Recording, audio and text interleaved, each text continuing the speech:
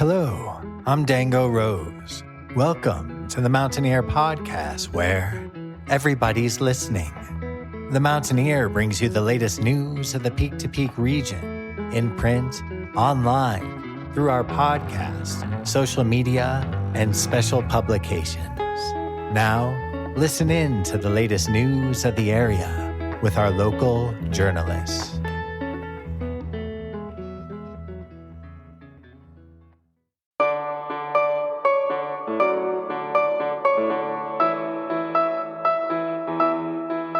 This is the Mountaineer Podcast, and I'm Maryann Rosen, bringing you stories, history, or lore from or about the mountains you live in.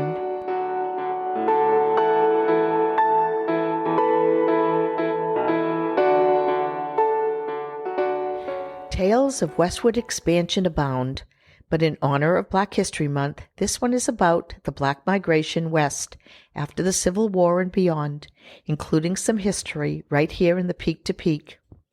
The Song of the West, the lore of new frontiers.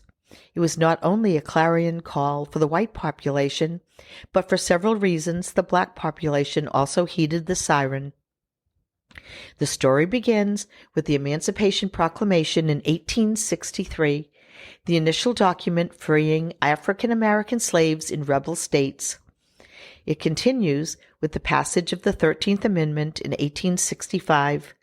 This revision to the Constitution emancipated all blacks in all states, current and future.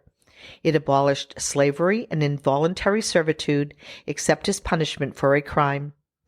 A year later, the 14th Amendment was enacted. This alteration affirmed that no state could make or enforce a law that curtailed the privileges of any citizen because of race or color. It called for equal protection under the law and due process. 1869 found the ratification of the 15th Amendment, which declared that a state could not diminish the right to vote based on race, color, or previous conditions of servitude.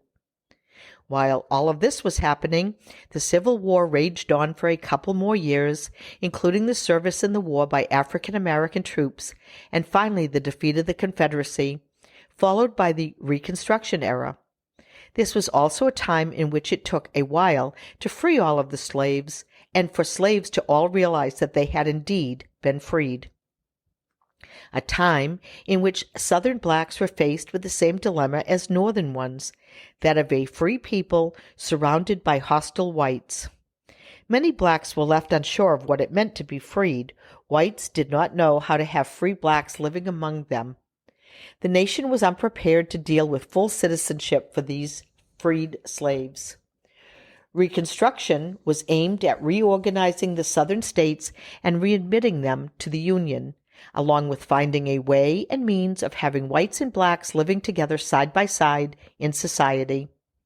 Teachers, schools, churches, and missionaries were all called upon to attempt to facilitate this process, as well as to provide education to the free slaves who had been denied that privilege previously. The South found all of this humiliating and did not welcome it. However, after the Civil War, Amendments 13 through 15, and a Civil Rights Act in 1866, blacks enjoyed a period in which they were allowed to vote, participate in the political process, acquire land, seek employment, and use public accommodations. Opponents of this process, however, soon rallied against the slaves' newly gained freedoms and began to find ways to erode them. Some slaves stayed in the South and became wage laborers for former owners, while others quickly fled for the North. Many, however, went west. The movement of African Americans from the South to the North and West happened in two large waves, the Exodus of 1879 and then again around 1910 with the Great Migration. There were a few factors leading to this large migration of previously enslaved peoples and all black people, one of which was definitely the erosions of freedoms. Other factors, in addition, obviously, to discrimination and lynchings, were a lack of education and economic opportunities. Having a better chance to find work, especially during World War I, played heavily into the reasons for migrating. Unfortunately, the West was not free from discrimination and other problems. However, for the moment, blacks met less of the institutionalized racism that was seen elsewhere. African Americans fled to Kansas, Oklahoma, and Colorado. Colorado was seen as a place with a little less bigotry. Blacks did not form a large enough group, so were not, for the time being, regarded as a threat. Colorado also had a large population of foreign-born immigrants, many of whom came from places which did not share the same fears and racial prejudices that American-born residents had. Colorado provided many jobs in the mining industry, and schools at that time were open to everyone. African Americans became miners, farmers, store owners, teachers, and doctors. African Americans could also easily own land in the state. The black population under the Homestead Act and the Expanded Homestead Act of 1909 were eligible for the same land ownership as the white population. In fact, the black population in Colorado grew from 456 in 1870 to 10,476 by 1930. African Americans used this land ownership to create all black townships where they could live in peace and escape some of the racial discrimination and violence. Many people do not realize that Colorado had quite a few all-black towns.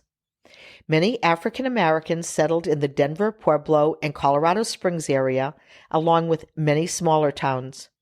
Here are just a few.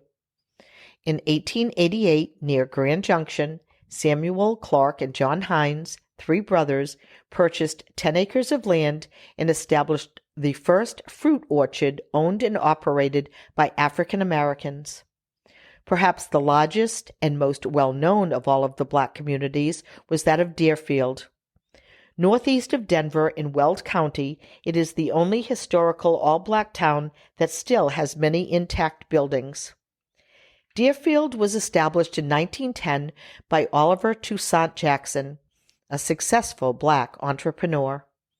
He was inspired by Booker T. Washington's biography, Up from Slavery, to build towns where blacks could have independence to farm their own land and stay clear of some discrimination.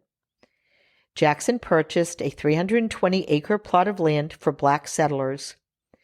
The first pioneers of Deerfield were poor and lived in tents, dugouts, and caves, but by 1915, even with a lack of easy access to water, they managed to grow corn, oats, barley, alfalfa, hay, and potatoes.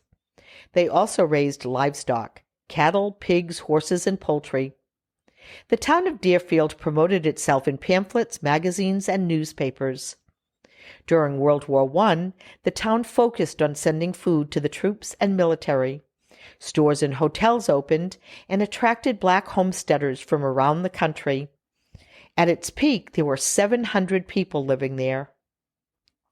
Unfortunately, between the problems brought on by the Dust Bowl and the Great Depression, after only 20 years, the population decreased as residents left for better opportunities in other western towns and Denver.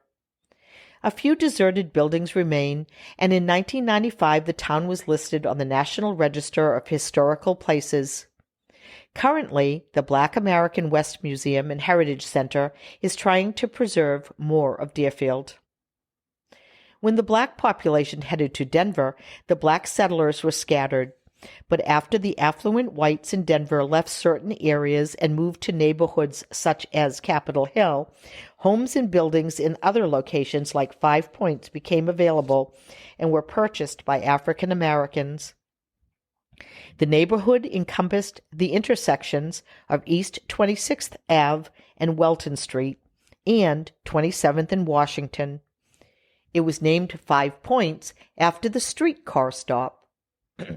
With a large influx of blacks, it became known as the Harlem of the West.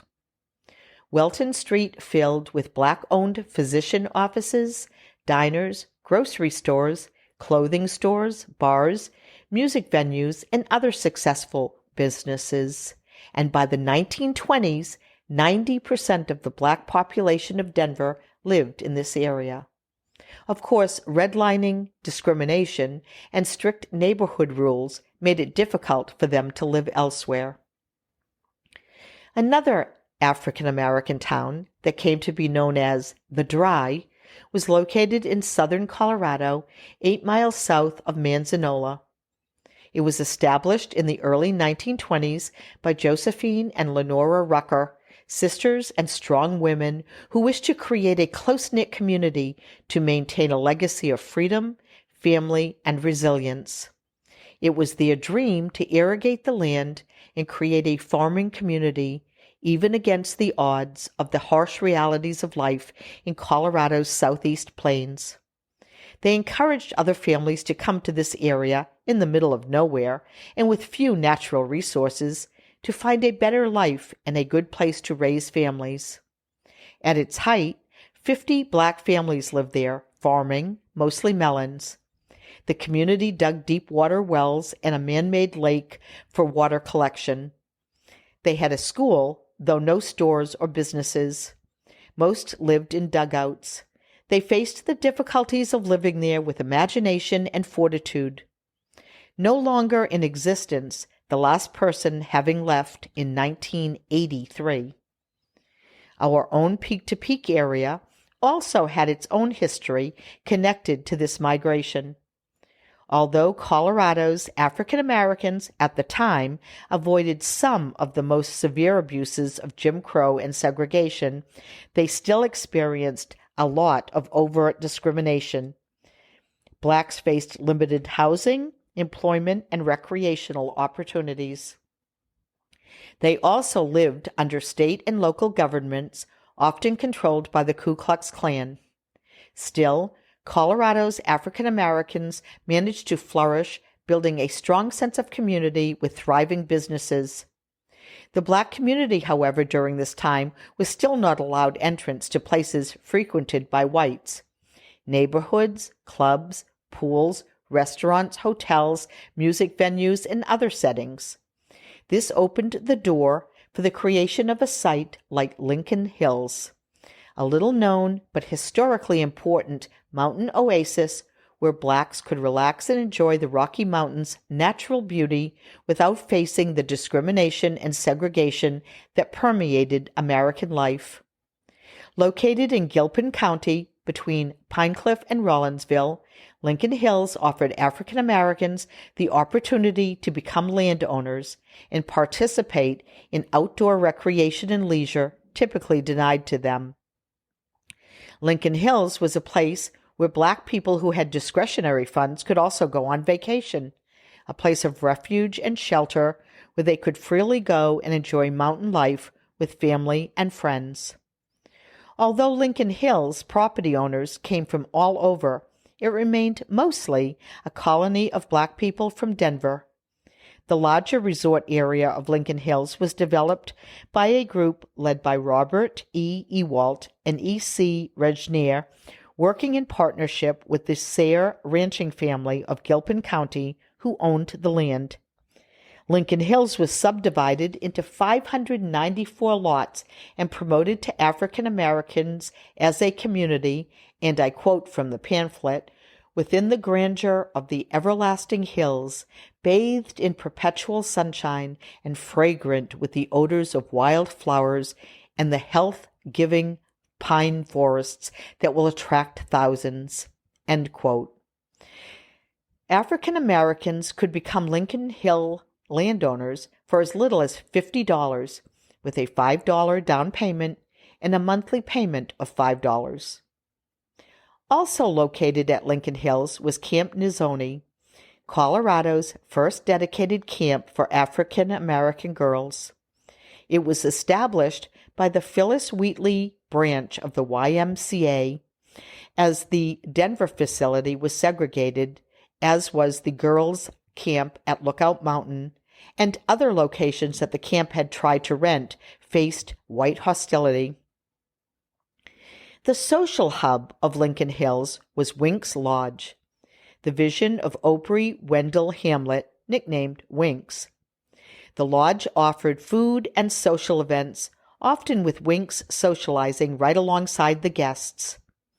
The lodge, with its rooms for rent, was a destination unto itself for black travelers. Visitors reached the resort by car or train. The Denver and Salt Lake Railroad passed through the Moffett Tunnel from both Boulder and Denver, stopping at Pine Cliff and again just down the hill from the resort. If one were staying at Winks Lodge, it was not uncommon for Winks to personally pick up visitors at the train station and bring them to the lodge himself. An interesting fact about Winks Lodge and the resort was that literary artists and musicians performing in Denver would stay there. According to oral tradition, guests included Langston Hughes, Zora Neale Hurston, Duke Ellington, Count Basie, and Lena Horne.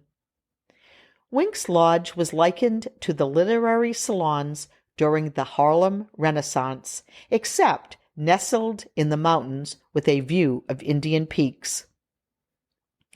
Visitors declined after the Civil Rights Movement. Camp Nizoni closed when segregation ended.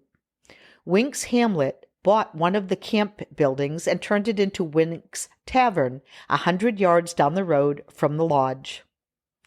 After Winks Hamlet's death in 1965, interest in Lincoln Hills died as well, though a few African American families kept their cabins. A lot of the other structures fell into disrepair and were razed. A series of owners worked to preserve Winks Lodge, and in 1980, Winks Panorama Lodge was listed in the National Registry of Historic Places. The lodge survives as a symbol of this enclave of African American culture. It stands as a reminder of the segregation era and the vibrant and resilient Colorado Black community. Until the next tale from the mountains.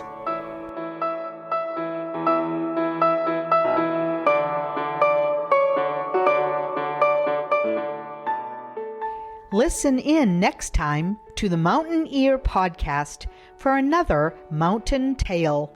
I'm Maryann Rosen. Thank you for listening.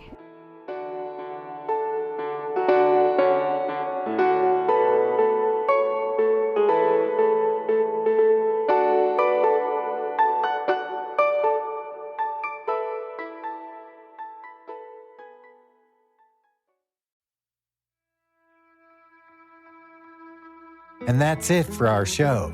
Subscribe online to get more access to more news, weekly updates to our community calendar, and a link to our YouTube channel by visiting themountaineer.com. Be sure to use the coupon code PODCAST when subscribing for a 10% discount, only available to our listeners. If you are in the local Peak-to-Peak area, be sure to pick up a print edition of The Mountaineer at a local business. I'm Dango Rose. Thank you for listening.